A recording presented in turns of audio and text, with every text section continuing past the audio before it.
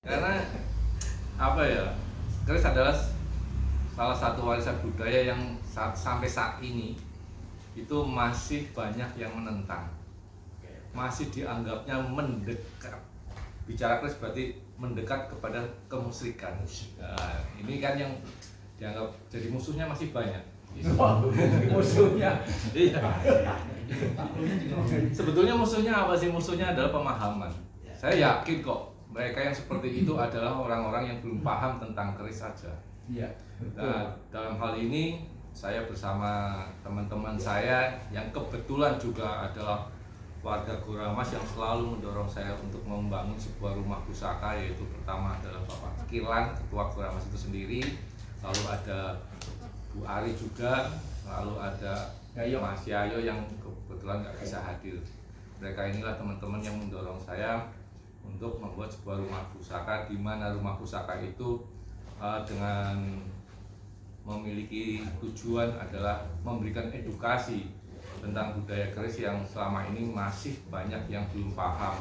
Padahal UNESCO sendiri, dunia sudah mengakui bahwa keris adalah budaya non benda milik bangsa Indonesia, terutama Jawa.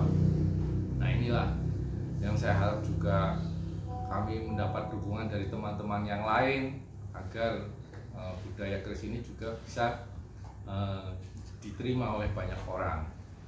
Ya, saya yakin juga kayak Pak Buspono ini yang sering mengenakan keris juga seharusnya paham juga, nggak cuma saya, tapi Pak Buspono juga paham tentang keris supaya bisa menyampaikan apa fungsi dan kegunaan keris, apa makna di dalam sebuah ricikan keris yang semua adalah merupakan sebuah simbol. Karena orang dulu itu semua seperti apa yang tadi dikatakan Pak Buspono sendiri, ada simbol-simbol dari telur, kecambah, kayak gitu kan, memiliki makna semua.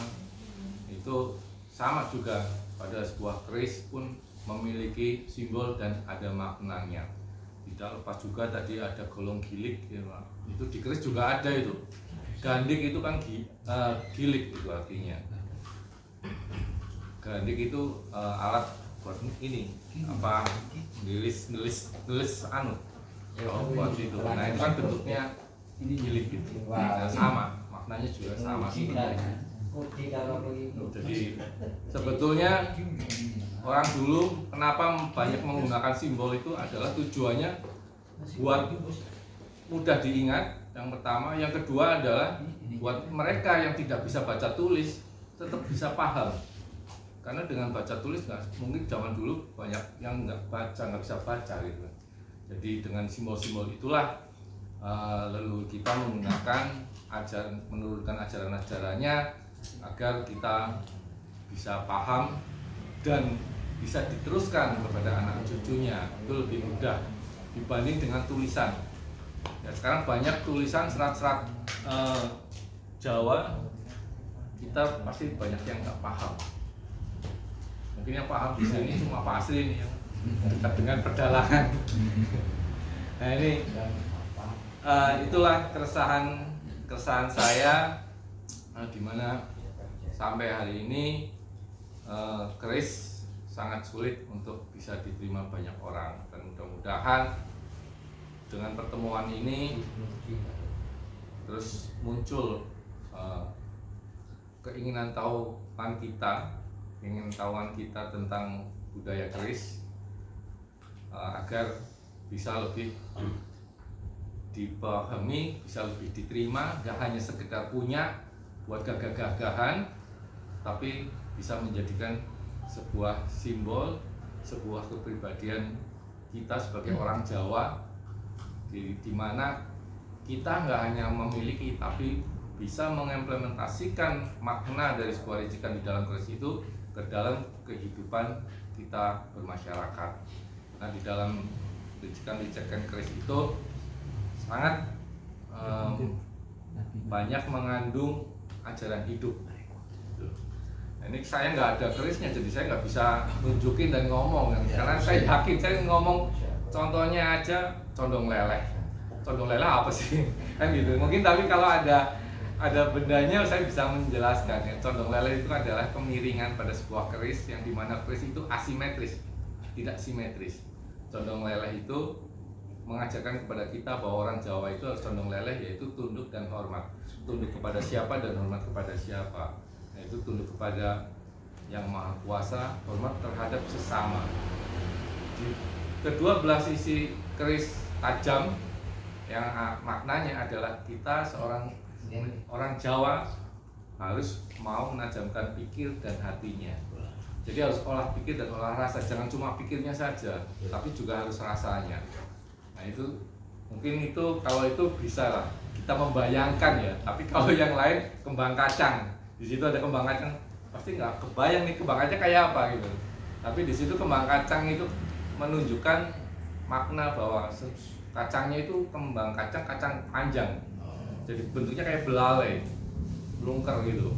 Nah itu melambangkan bahwa sebuah kebaikan yang terus menerus. Di belakang kembang kacang ada yang namanya jalen. Jalen adalah berasal dari kata jalu, taji ayam, dimana simbol kejantanan atau kekuatan seorang laki-laki. Jadi kalau punya keris di situ ada jalen lalu ditutupi kembang kacang, artinya kita orang Jawa sehebat-hebatnya kita punya kekuatan, punya kemampuan, itu lebih baik ditutupi dengan sebuah kebaikan yang terus menerus. Jadi tidak menunjukkan kelebihan kita, kekuatan kita, tapi justru yang ada, yang kita tunjukkan adalah sebuah kebaikan itu. Ini gini, ya Pak, ada pertanyaan ya. Monggo. Keris itu kan ada beberapa bagian ya, yang saya tahu.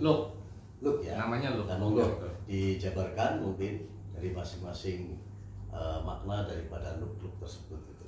Oh ya, kenapa di look keris itu ganjil, tidak genap? Kan keris ada yang lurus, ada yang kelok-kelok. Kelok-kelok namanya look. Nah, kalau look kenapa ganjil itu maknanya adalah keabadian. Ganjil buat orang Jawa di ajaran Jawa itu maknanya adalah belum selesai. Kalau genep berarti selesai. Jadi terus menerus. Kalau seumpamanya keris itu diharapkan membawakan rezeki, artinya rezeki itu yang bisa terus menerus. Jangan sekali toh. Keabadian maknanya seperti itu. Sedangkan kalau ada orang yang mengatakan ganjil adalah itu ketidaksempurnaan kita, itu pun ada, boleh, nggak apa-apa, karena masih baik juga itu maknanya. Jadi manusia itu tidak sempurna, artinya agar manusia selalu berusaha untuk menyempurnakan dirinya. Dengan apa? Olah rasa dan olah pikir tadi. Gitu.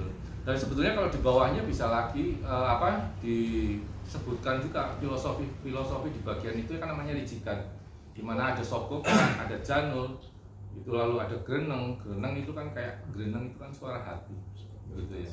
Nah di situ makanya ada seperti huruf do Jawa ada dua biasanya, makanya dodo, greneng ada dodo.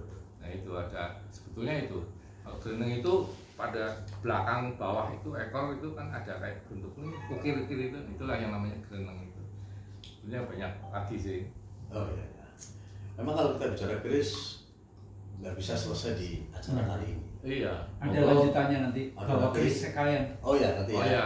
Untuk yang lebih lengkapnya bisa datang ke Rumah Pusaka. Rumah Pusaka. Pusaka. Rumah Pusaka. Ya.